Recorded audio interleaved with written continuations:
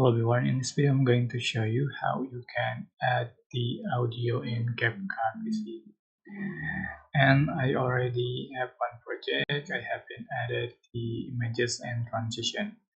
So to add the audio, you can select the audio feature, the audio option, and you can select the music available here, or you can add the sound effect available here.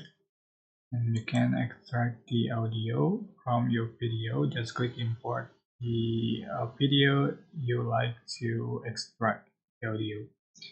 And you can also add the TikTok sound. You can link to TikTok account. Just click link to TikTok account. Alright, you can also add the your voice.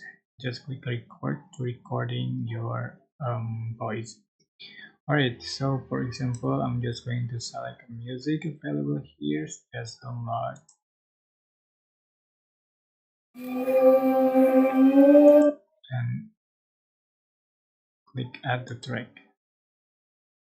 You can adjust for the duration, just split and remove unused. So this is how you can add the audios in CapCut for PC. I hope this tutorial was helpful for you. Don't forget to like, comment, share, and also subscribe. Thank you so much for watching.